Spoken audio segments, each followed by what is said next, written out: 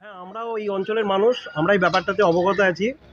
স্টেরিলিং distilling private limited নামক একটি company আমাদের এই বিল্লগ্রাম মৌজায় NH2Bর সাইডে তারা ইথানল গ্যাসের একটা বড় ফ্যাক্টরি করেছে এবং ঠিক তাদের কার্যপ্রক্রিয়া শুরুর পর থেকেই আমাদের বিল্লগ্রাম এতদ অঞ্চলের বিভিন্ন গ্রামের মানুষের এই দুর্গন্ধে মানে টেকা দায় হয়ে গেছে।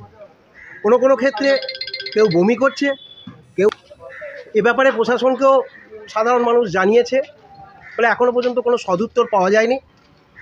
আমাদের সন্দেহ হয় তারা যেভাবে এই কারখানাটা করার ক্ষেত্রে লাইসেন্স পেয়েছে, সেই লাইসেন্সটা কিভাবে পেল বা সেখানে কি লেখা আছে বা কি অগ্রাধিকার পেয়েছে। শুধু তাই নয়, তারা পাম্পের মাধ্যমে কারখানার স্বার্থে যে জলটা তারা তুলছে, এই গ্রীষ্মকালে আমাদের বিভিন্ন জায়গায় জল সাপ্লাই বা জল পাওয়াটা খুবই সমস্যার সম্মুখীন আমরা হয়েছি।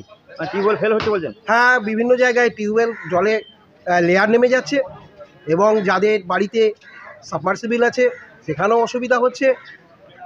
এই বিভিন্ন সমস্যার মধ্যে সবচেয়ে বেশি বড় সমস্যা হলো এই ইথানল গ্যাস কোম্পানির তাদের যে বর্জ্য পদার্থের যে গ্যাস, যে গন্ধ, সেই গন্ধে এই এতদ অঞ্চলের বিভিন্ন গ্রামের মানুষ দুর্বিষহ অবস্থার মধ্যে রয়েছে। তাদের বেঁচে থাকাটাই যেন দায় হয়ে দাঁড়িয়েছে।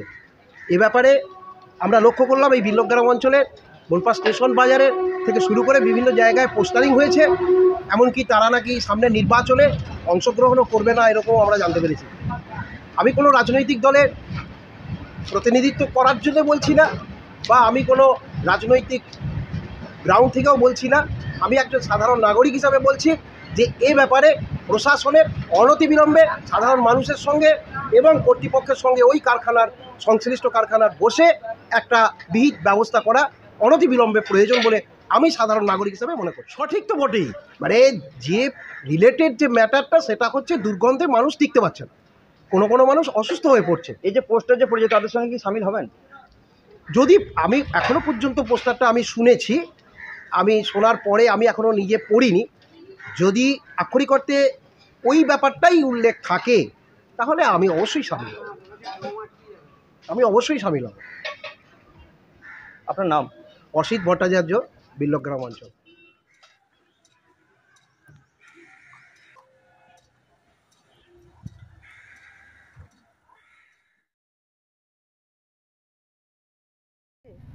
মাঠে একটা কারখানা হয়েছে, হ্যাঁ, ওখান থেকে দুর্গন্ধটা আসে, তা এটা না বন্ধ করলে আমরা কিন্তু ভোট দিতে যাব না। কি অসুবিধা হয়? আমাদের ওই তো মাঠে আমরা কাজ করে খাই, আমরা গরিব মানুষ, আমাদের গা মাথা ঘুরে, অর্ধেক রাতেও গ্যাসটা আসে, হয়তো ঘুমোতে ঘুমোতে সে ঘুমটা ভেঙে যায় ওই নেশাটায়। হ্যাঁ, কি হয় আপনাদের নেশার মতন? নেশার মতন হয়ে যায়, আমাদের গা ঘুরে। আমরা তো ধরো নেশা করি না, আমাদের গা মাথা ঘুরে, এটাই অসুবিধা। তখন তেমন হয়। এটা মদের কারখানা? হ্যাঁ, মদের কারখানা থেকে আসছে। কতদিন হচ্ছে এটা? এটা প্রায় হয়েছে তো 1 বছর হয়ে গেল।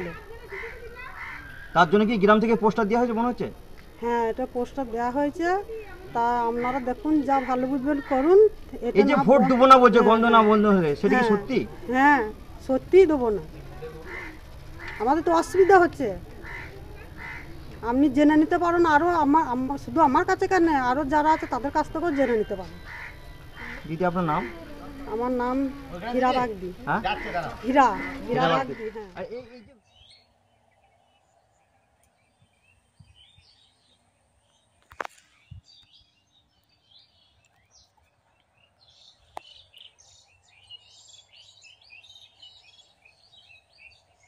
হ্যাঁ, তাদেরও সব প্রতিবাদে আসছে, তারা বলছে যে এটা ব্যবস্থা না দিলে আমাদেরও বাচ্চাদেরও অসুবিধা হচ্ছে। কিন্তু আমি আমাদের গ্রামের কথা ভেবেচিন্তে বলছি, আমিও নিজেই ভুক্তভোগী। রাত্রে প্রচণ্ড গন্ধ, বাচ্চারা রাতে, আমি ঘরেও শুতে হচ্ছে, দরজা বন্ধ করে শুতে হচ্ছে, আমাকেও শুতে হচ্ছে। কী করবো, কিছু করার তো নাই।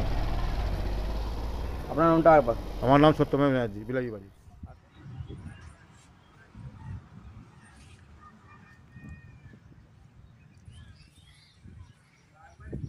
আমার তো মনে হয় ঠিকই করছে, ঠিকই করছে। কারখানার দুর্গন্ধ যদি না বন্ধ করতে পারে প্রশাসন, তাহলে ভোট বয়কট করাই উচিত। আপনার নাম? আমার নাম অয়ন চ্যাটার্জি, এই গ্রামের বাসিন্দা? আমি এই গ্রামের বাসিন্দা।